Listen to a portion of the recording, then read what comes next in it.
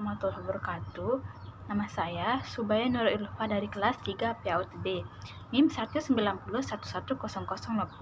Dan di sini saya akan menjelaskan tentang pembelajaran Al-Quran untuk anak usia dini. Pertama, tujuan, prinsip, dan ruang lingkup pembelajaran Al-Quran. Nah, tujuannya itu adalah menanamkan cintaan terhadap Al-Quran sejak dini, memberikan pemahaman kepada anak usia dini tentang makna Al-Quran melalui metode dan pendekatan sesuai usianya, melatih dasar-dasar kemampuan menulis Al-Quran, melatih dan membimbing menghafal Al-Quran sejak dini. Dan prinsipnya itu adalah pembelajaran holistik, membaca, menulis, dan memahami. Metode yang mudah, menarik, dan menyenangkan, pembelajaran aktif dengan pendekatan bermain sesuai dengan tahap perkembangan anak, bertahan dan kontinu, memberikan motivasi, tidak memaksa, memperhatikan individu different pada anak, didukung oleh tenaga pendidik yang memiliki wawasan Al-Quran dan memiliki akhlakul karimah. Dan di sini ruang lingkupnya itu adalah mempelajari Al-Quran untuk anak usia dini secara holistik, yaitu menyeluruh, tidak terpaku pada satu aspek saja. Materi yang kedua itu adalah kisah cerita untuk anak usia dini di dalam Al-Quran. Kisah ceritanya ada banyak sekali. Yang saya sebutin pertama, kisah Nabi Ibrahim dengan semut. Yang kedua, kisah sapi betina dengan Bani Israel. Yang ketiga itu kisah Nabi Adam, Habil dan Nabil. Itu beberapa cerita yang disebutkan, tapi masih banyak lagi cerita-cerita yang dapat kita ambil pelajarannya dan hikmahnya untuk kehidupan sehari-hari. Strategi memahami kandungan Al-Quran untuk anak usia dini, yaitu melalui metode bercerita, lagu, terjemahan dengan gerak, dan bermain peran. Nah, metode bercerita menceritakan serangkaian peristiwa yang dialami oleh tokoh. Tokoh dalam cerita terdapat berupa manusia, binatang, dan makhluk-makhluk lain, baik tokoh nyata ataupun rekaan. Nah, tujuan metode bercerita adalah mengenalkan kisah dalam Al-Quran, mengenalkan nilai-nilai pesan moral yang ada di dalam Al-Quran, menumbuhkan rasa cinta terhadap Al-Quran. Nah, itu beberapa tujuannya, tapi masih banyak lagi tujuan-tujuannya.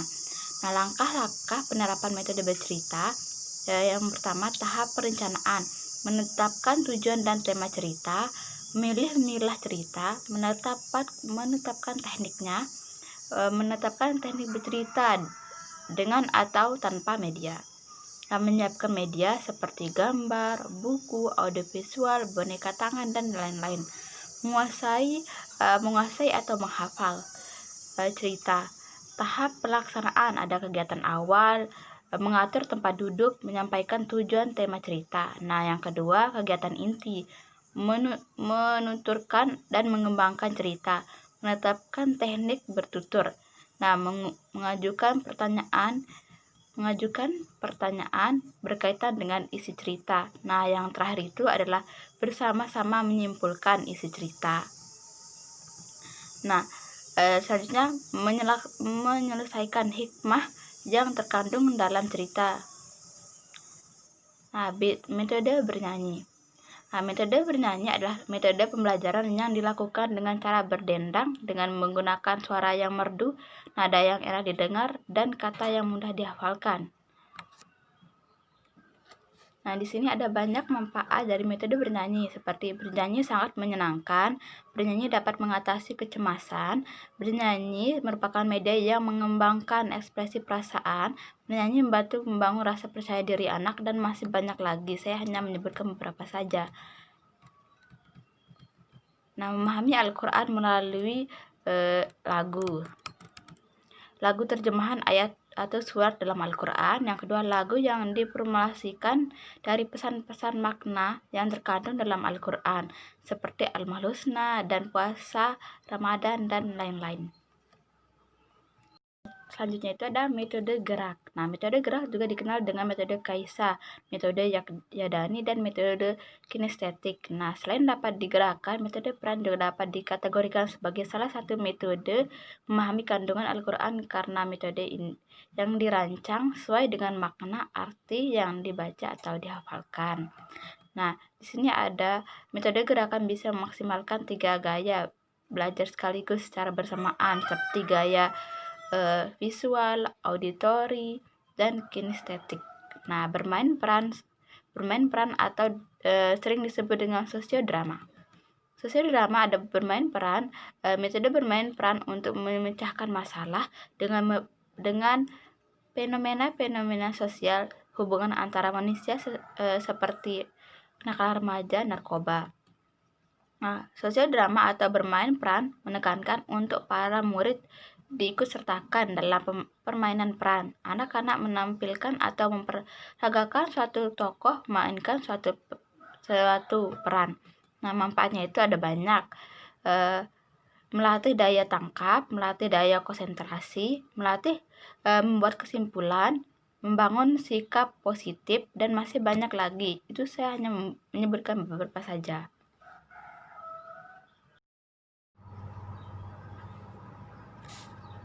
Ruang lingkup pembelajaran membaca Al-Quran untuk anak usia dini. Ruang lingkup pembelajaran membaca Al-Quran secara umum, pengenalan huruf hijaiyah, yaitu huruf Arab dari alif sampai ya. Yang kedua, membunyikan masing-masing huruf hijaiyah dari sifat-sifat huruf itu. Selanjutnya itu, bentuk dan fungsi tanda baca, seperti syakal, syahdah, tanda tanpa baca. Selanjutnya, bentuk dan fungsi tanda berhenti baca. Yang kelima, cara membaca melakukan dengan pembacaan irama dan pembacaan qiraat yang dimuat dalam ilmu qiraat dan ilmu naham. Yang keenam, adabut tilawah. Itu berisi tata cara dan etika membaca Al-Quran. Di sini ruang lingkup pembelajaran membaca Al-Quran untuk anak usia dini. Mengenal huruf hijaiyah yang pertama. Mengenal huruf hijaiyah bertujuan agar anak dapat melafalkan huruf-huruf hijaiyah dengan fasih dan mampu membedakan antara satu huruf dengan huruf yang lainnya dari segi makhraj maupun sifat huruf. Nah, yang kedua itu mengenal harakat. Pengenalan harakat dapat beberapa metode. Pengenalan harakat dalam beberapa metode seperti metode Iqra, metode Ummi, dan Qiraati yang dilakukan bersamaan dengan pengenalan huruf diawali dengan harakat fathah, dan masih banyak lagi pengenalan huruf lainnya. Selanjutnya, yang ketiga, mengenal huruf bersambung. Pengenalan huruf bersambung dilakukan serta mengenalkan huruf hijaiyah dan harakat. Pengenalan huruf sambung ini untuk mempermudah anak dalam membaca Al-Quran. Yang keempat, mengenal panjang pendek bacaan. Panjang pendek bacaan dilakukan setelah anak benar-benar memahami dan tahu tentang harakat yang hafal dengan baik, bagaimana cara membaca dan mengucapkan setiap huruf. Nah, setelah mereka tahu, baru mengajarkan panjang pendeknya setelah hafal alif bata sampai ya dan tahu bagaimana cara mengucapkannya huruf hijaiyah. Metode pembelajaran Al-Quran, metode Al-Baghdadi dan Iqra. Nah, metode membaca Al-Quran, cara digunakan untuk mengimplementasikan rencana yang sudah disusun dalam kegiatan nyata agar tujuan yang telah disusun tercapai secara optimal. Dan begitu metode yang digunakan untuk merealisasikan proses pembelajaran yang telah ditetapkan. Nah, di sini ada dua metode Al-Baghdadi, yaitu metode pembelajaran Al-Quran dengan cara dieja hurufnya. Ini metode Al-Baghdadi mempunyai kelebihan dan kekurangan juga. Nah, yang kedua, metode Iqra. Suatu metode membaca Al-Quran dengan menekankan langsung pada latihan membaca Al-Quran. Yang Iqra tidak melalui metode dieja. Di sini ada kelebihan dan kekurangan metode Iqra itu sendiri. Langkah-langkah penerapan metode Iqra. Tentunya ada metode pembelajaran baca Al-Quran, metode ummi dan metode qiraati. Nah, metode ummi adalah sabar, tabah, lemah lembut dalam pembelajaran Al-Quran. Menggunakan metode ummi mengusung 3 prinsip: menyenangkan, mudah, dan menyentuh hati. Nah, di sini pembelajaran Al-Quran metode ummi dan ada kelebihan kekurangan metode ummi itu sendiri. Yang kedua, metode qiraati adalah suatu metode membaca Al-Quran yang langsung memasukkan dan mempraktikkan bacaan tartil sesuai dengan kaidah ilmu tajwid. Ada langkah-langkah penerapan metode qiraati dan kelebihan kekurangan metode qiraati. Pembelajaran membaca Al-Quran huruf hijaiyah. Yang pertama, pengenalan huruf hijaiyah. Huruf atau al-huruku adalah bentuk jamak dari al-hurku yang berarti bagian terkecil dari lafal yang tidak dapat membentuk makna tersendiri kecuali harus dirangkai dengan huruf lain. Kumpulan huruf yang dapat membentuk makna atau arti biasanya 3 huruf, misalnya waqo yang berarti memelihara dan lain-lain. Nah, tahap pengenalan huruf hijaiyah: membaca langsung huruf tanpa dieja. Yang kedua, materi pembelajaran diberikan secara bertahap dari yang termudah sampai yang tersulit. Yang ketiga, penerapan sistem pembelajaran modul. Yang keempat, penekanan pada banyak latihan membaca. Semakin sering anak latihan membaca, semakin lancar ia membaca huruf hijaiyah atau Al-Quran. Yang kelima, evaluasi dilakukan setiap hari pertemuan. Yang keenam, belajar mengajar secara talaqi dan musyafahah. Nah, yang selanjutnya, pembagian huruf hijaiyah ada 2, huruf alisyah dan huruf fariyah. Nah, huruf alisyah merupakan huruf asli yang berjumlah 29 dari huruf alif sampai ya. Sedangkan huruf fariyah merupakan huruf yang keluar dari 2 makhraj huruf alisyah dan pengucapannya dari 2 pengucapan huruf alisyah. Nah, di sini faktor yang menunjang dan menghambat kemampuan mengenal huruf hijaiyah, yaitu ada kerjasama dengan orang tua, dengan pihak sekolah, guru memiliki kompetensi di bidangnya, tersedianya sarana prasarana, murid yang mempunyai semangat dalam kegiatan mengenal huruf hijaiyah. Pola asuh orang tua adalah salah satu cara terbaik yang dapat ditempuh oleh orang tua dalam mendidik anak sebagai perwujudan dan rasa tanggung jawab kepada anaknya. Selanjutnya, menerapkan metode pembelajaran membaca Al-Quran bermain. Nah, di sini ada metode pembelajaran pocket hijaiyah. Nah, pengertian pocket hijaiyah adalah media pembelajaran berbentuk seperti saku baju yang terbuat dari kain flanel yang telah dipotong sesuai dengan pola saku baju lalu ditempelkan pada MMT selembar 1x1 M. Keistimewaan dari media ini adalah mudah dimainkan, terdapat banyak warna yang dapat menarik perhatian anak dan tidak mudah bosan. Bahan yang digunakan aman untuk anak-anak. Cara penyimpanannya juga cukup mudah, yaitu ditempelkan di dinding seperti papan tulis. Materi selanjutnya, metode pembelajaran menulis Al-Quran untuk anak usia dini, yaitu baca tulis Al-Quran. Kegiatan pembelajaran baca dan tulis yang ditekankan pada upaya memahami informasi, tetapi ada pada tahap penghafalan serta pembiasaan dalam menulis Al-Quran. Nah, di sini ada penerapan baca tulis Al-Quran, metode Iqra, sistematik buku Iqra. Pengertian baca tulis Al-Quran: membaca dalam bahasa Indonesia berasal dari kata dasar baca, yang secara sederhana dapat diartikan sebagai upaya lafaz bahasa lisan menurut aturan-aturan tertentu. Pada dasarnya, baca meliputi beberapa aspek. Yang pertama, kegiatan visual, yaitu yang melibatkan mata sebagai indera. Yang kedua, kegiatan yang terorganisir dan sistematik, itu tersusun dari bagian awal sampai bagian akhir. Yang ketiga, suatu yang abstrak namun bermakna. Yang keempat, suatu yang berkaitan dengan bahasa dan masyarakat tertentu. Nah, di sini metode Iqra adalah suatu metode membaca Al-Quran yang menekankan langsung pada latihan membaca. Adapun buku panduan Iqra terdiri dari jilid 6 dimulai dari tingkat yang sederhana, tahap demi tahap, sampai pada tingkatan yang sempurna. Nah, sistematik buku Iqra itu ada 6 jilid. Ada jilid pertama, ada jilid kedua, jilid ketiga, jilid keempat, jilid kelima, dan jilid keenam yang terakhir.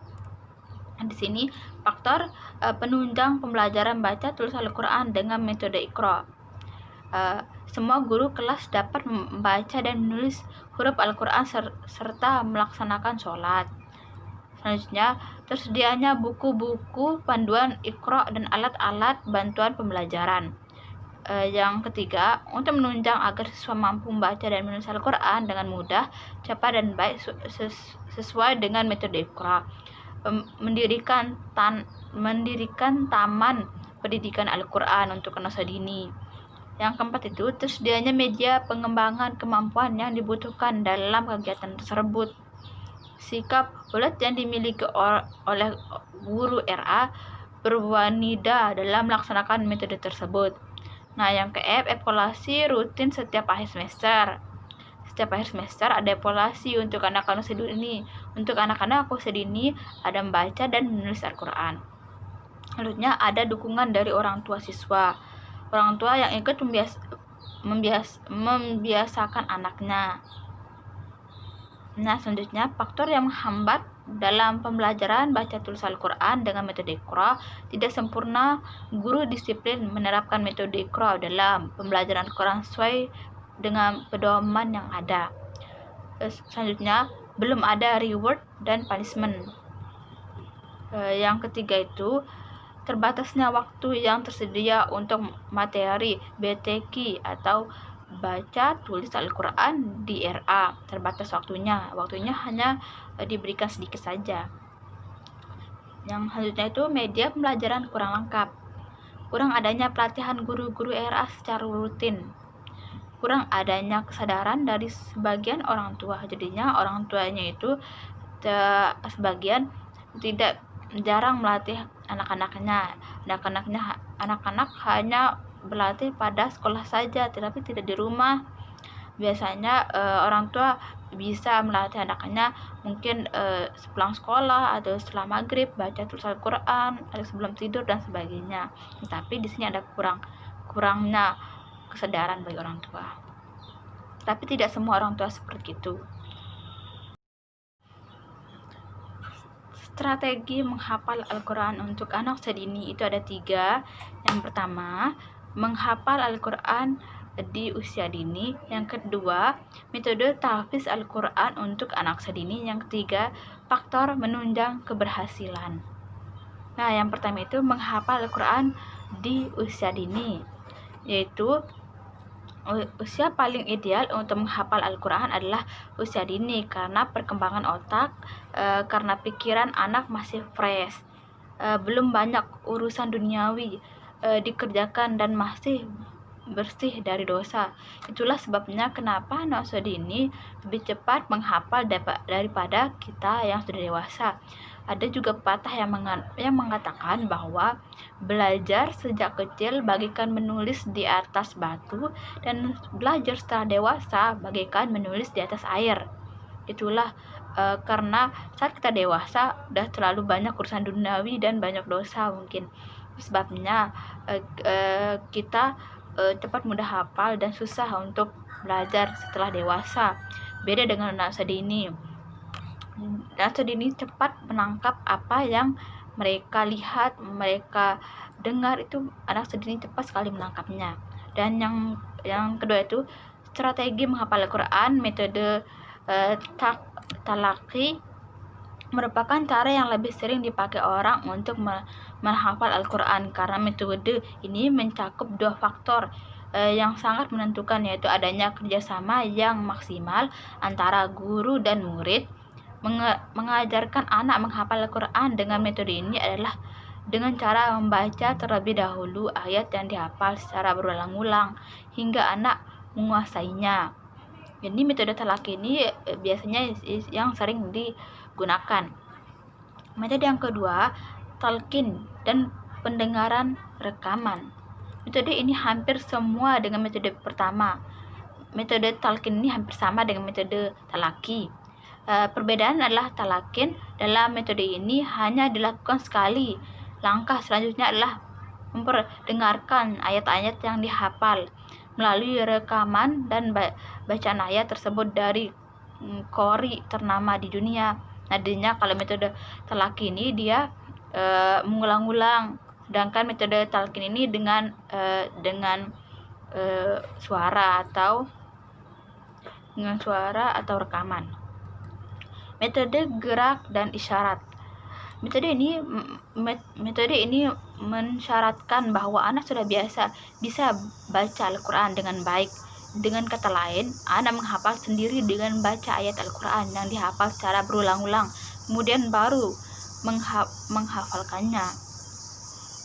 Jadinya anak udah bisa lancar membaca, baru dia baca berulang-ulang dan menghafalkannya. Yang metode yang selanjutnya, metode menghafal dengan merekam suara guru dan anak. Metode ini menggunakan media alat perekam dan membutuhkan partisipasi orang tua atau guru.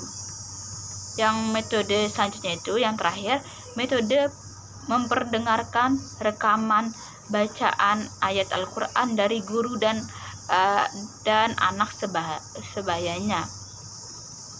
Nah, metode ini hampir sama dengan metode sebelumnya. Perbedaannya hanyalah si anak tidak mendengarkan suaranya sendiri, tapi suara anak sebayanya. Jadinya bukan suaranya, tapi suara temannya yang direkam. Itulah beberapa metode dalam menghafal Al-Quran, strategi menghafal Al-Quran. Pertama talaki, yang kedua talqin, yang ketiga gerakan dan isyarat, selanjutnya menghafal dengan merekam suara dan guru, metode pendengaran rekaman bacaan ayat Al-Quran dari guru dan anak sebayanya. Yaitu materi yang terakhir, profil guru pembelajaran Al-Quran pada anak usia dini.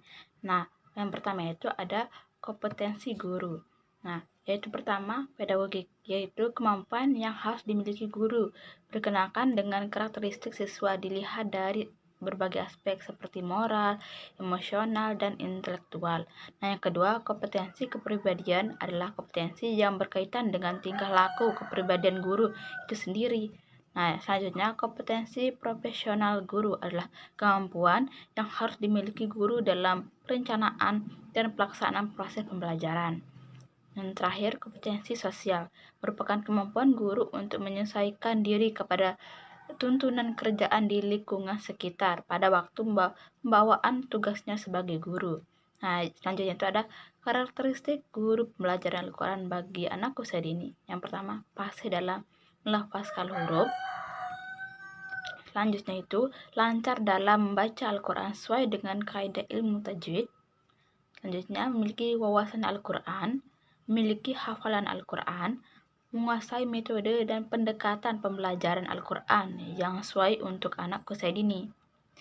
Yang selanjutnya itu memiliki akhlakul karimah, menunjukkan kasih sayang dan kesabaran dalam mengajar. Selanjutnya, tegas saat siswa menunjukkan kesalahan, tawadu, wara atau bersahaja. Selanjutnya, khasyah atau takut kepada Allah Subhanahu wa Ta'ala atau bertawakal.